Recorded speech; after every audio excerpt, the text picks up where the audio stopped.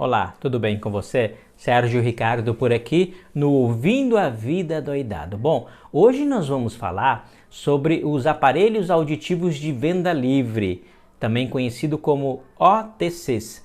Os OTCs começaram a ser vendidos nos Estados Unidos desde o dia 17 de outubro de 2022, ou seja, na data de hoje, há pouco menos de um mês. Então, vamos comentar a respeito das diferenças entre essa nova categoria de aparelhos auditivos e os aparelhos auditivos tradicionais. Nós não vamos entrar aqui nos méritos de qual é o melhor, quais são os prós e contras dessa nova categoria de aparelhos, tudo bem? Os OTCs, eles estão sendo comercializados nos Estados Unidos a partir do momento que o FDA, que é um órgão, uma espécie de Anvisa lá nos Estados Unidos, regulamentou a comercialização desses aparelhos auditivos. Então, a partir do momento dessa regulamentação, as fabricantes começaram a disponibilizar esses aparelhos diretamente no site delas.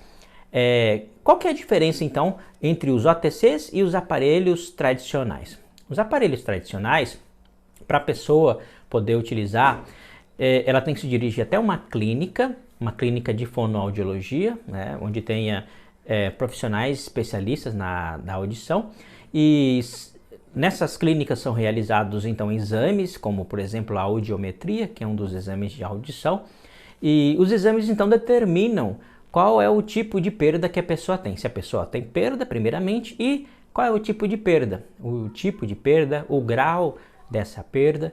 Baseado nessas informações, é que o audiologista, o profissional de audição, consegue determinar qual que é o melhor aparelho para a pessoa. Que tipo de aparelho que ela precisa utilizar, que estilo também de aparelho que ela precisa utilizar. Por exemplo, se é o estilo intracanal, que é dentro da orelha, se é o estilo retroauricular, por fora da orelha. Então, todas essas informações são obtidas a partir dessa análise da perda da pessoa.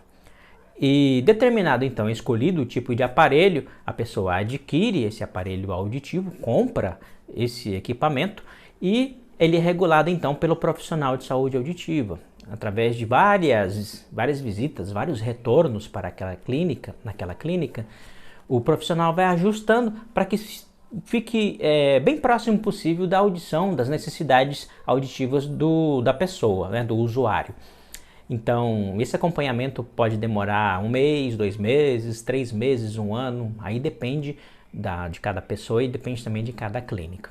Bom, essa é a forma tradicional de se adquirir um aparelho auditivo. Tem uma outra forma também, que é através do SUS, mas essa forma é específica aqui do Brasil, porque não são todos os países que o sistema público de saúde oferece aparelhos auditivos, né? O SUS é um dos poucos sistemas de saúde público do mundo que oferece. Por exemplo, o sistema de saúde do Reino Unido, né, também oferece aparelhos auditivos, o sistema público de saúde do Reino Unido. Mas nos Estados Unidos não tem essa possibilidade, a pessoa tem como único caminho comprar um aparelho auditivo. A outra forma de se adquirir aparelhos auditivos hoje está sendo comprar diretamente através da internet desde o dia 17 de outubro de 2022, através da regulamentação dessa lei. Essa lei determina que as fabricantes que vendem os aparelhos, para as fabricantes venderem esses aparelhos auditivos diretamente para o consumidor, elas têm que cumprir alguns requisitos. Primeiro, esses aparelhos eles têm que ser direcionados para pessoas que têm perdas auditivas leves ou até moderadas, não mais que isso. Então, leve e moderada é o público-alvo da venda desses aparelhos auditivos. Segundo, as empresas têm que oferecer suporte para esses usuários, suporte porque eles mesmos, os próprios usuários, vão ter que configurar esses aparelhos auditivos. Só fazendo uma comparação, na forma tradicional, é o profissional de saúde auditiva que faz essa configuração, que faz esse ajuste do aparelho auditivo de acordo com as necessidades do usuário. No OTCs, no sistema OTCs, o próprio usuário vai fazer esse ajuste, né? Na verdade, quando ele adquire esse aparelho auditivo pelo sistema OTC, ele vai receber um aplicativo, né? Vai fazer o download desse aplicativo. O aplicativo vai fazer como se fosse um autoteste. O próprio aplicativo vai fazer um teste para medir qual que é o grau de dificuldade auditiva da pessoa. E baseado nesse autoteste, o aplicativo faz um autoajuste também, ou seja, vai programar ali o aparelho para que fique mais ou menos adequado para aquele grau de dificuldade que a pessoa mostrou ter no teste. Então é assim que funciona. E quais são as empresas? Bom, as empresas, as fabricantes que começaram a vender OTCs são fabricantes diferentes das fabricantes tradicionais. Né? No sistema de aparelhos auditivos tradicionais, a gente tem grandes grupos de fabricantes, basicamente 4 ou 5 grupos. Temos aí a Phonak, a Starkey, a Resound, a Audicon, a Bernafon, né? A Argosy, que são grandes fabricantes. Todas essas fabricantes estão reunidas aí em 4 ou 5 grandes grupos. Por exemplo, dentro do grupo Sonova temos a Phonak, temos a Unitron, temos a Argosy. Dentro do grupo WS nós temos a Videx, temos a Signia. E dentro do grupo GN temos a Resound, temos a Interton e assim por diante. No grupo Stark temos a própria Stark, temos a Microtech, né? São duas fabricantes, são as principais fabricantes de aparelhos auditivos aí no mundo, as que mais vendem. Já no caso dos OTCs, empresas que não necessariamente são fabricantes de aparelho ou que eram fabricantes de aparelhos auditivos, começaram então a produzir também os seus aparelhos auditivos. Mas apesar de não ser empresas fabricantes de aparelhos auditivos tradicionais, elas são, na verdade, empresas fabricantes bem conhecidas, são fabricantes tradicionais de equipamentos sonoros. Por exemplo, a Sony é um dos exemplos de fabricante que já começou a vender aparelhos auditivos OTCs. Se você entrar lá no site da Sony Internacional, você vai encontrar lá uma gama de aparelhos auditivos OTCs que poderão ser adquiridos diretamente no site deles, da Sony. Então, por exemplo, se eu sou um brasileiro e acho que tenho alguma dificuldade auditiva, mesmo sem ter tido feito nenhum exame para saber disso, para confirmar isso, eu posso entrar no site da Sony e fazer a compra desse aparelho auditivo. Na última vez que eu vi, ele estava em torno de $949, esse aparelho auditivo da Sony. E eu posso adquirir, posso comprar, pago com cartão de crédito e ele vai chegar na minha casa. Provavelmente quando chegar aqui no Brasil, ele vai passar pela alfândega, vai ser taxado, né, tal. Então assim, esses aparelhos auditivos, eles são autosservice, ou seja, a própria pessoa vai ter que cuidar de configurar e de manusear, e de qualquer dificuldade que tiver. É claro que ela vai ter o suporte, no caso, por exemplo, se comprar um aparelho da Sony, vai ter o suporte da Sony, só que é tudo remoto, é tudo à distância. Ela não vai ter uma rede de clínicas para onde ela recorrer, né? A Sony, inclusive, oferece lá 30 dias de devolução, né? Mas aí tem, como a gente está aqui no Brasil, nos Estados Unidos é mais fácil, né? Porque a pessoa que mora lá comprar, devolver se não gostar. Aqui é mais complicado, né, para mim devolver. E outra coisa que eu acho assim que $949 não é um valor tão acessível, né, para um aparelho auditivo OTC. Quando as pessoas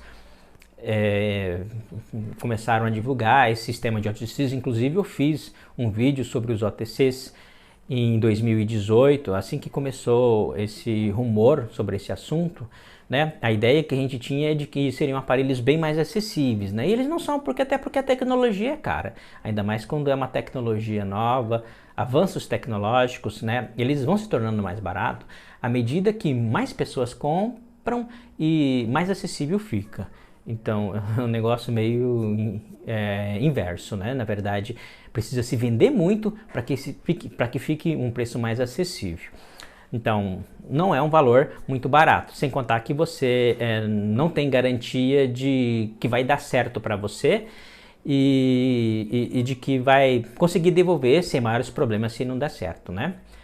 Você não vai ter que pagar taxa de devolução para a alfândega, para a Receita Federal e essas coisas assim.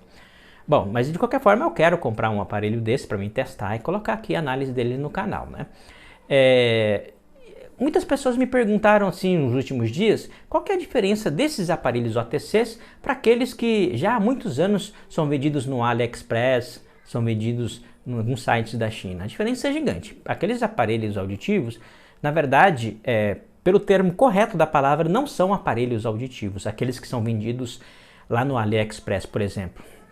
A grande maioria não é. A grande maioria são amplificadores sonoros.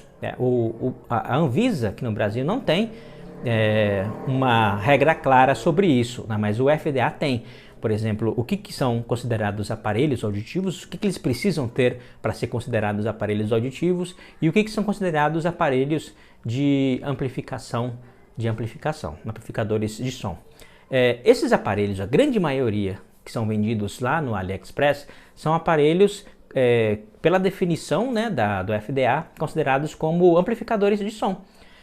São aparelhos que têm como finalidade básica pessoas que ouvem normalmente, mas que querem dar um upgrade na sua audição para algum motivo específico, por exemplo, para fazer uma caçada, para estudar pássaros, que precisa ouvir sons com uma certa distância, ou para alguma situação específica desse tipo.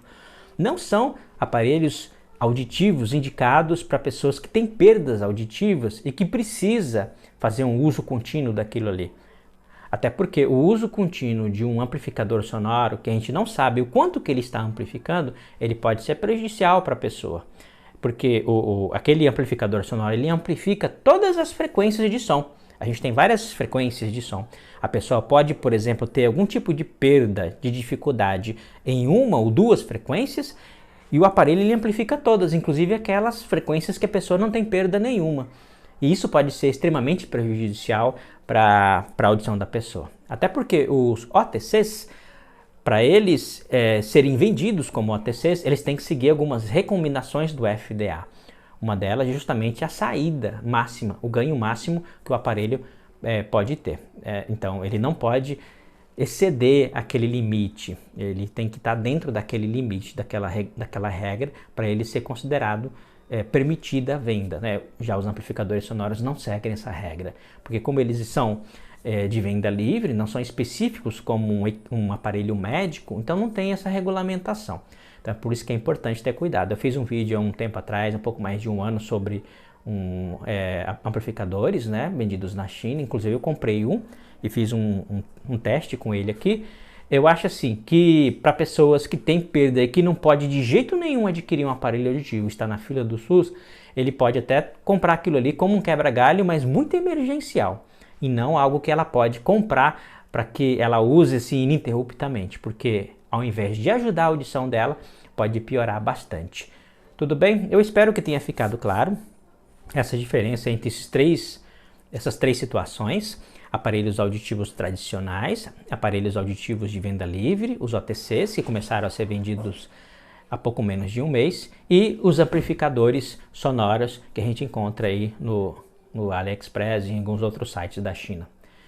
Muito obrigado pela sua audiência. Peço que, se você curtiu, dá um joinha aí e se inscreva no nosso canal se você não é inscrito ainda. E compartilhe esse vídeo, aquela pessoa que você acha que pode ajudar com esse conhecimento. Um grande abraço e até o nosso próximo vídeo.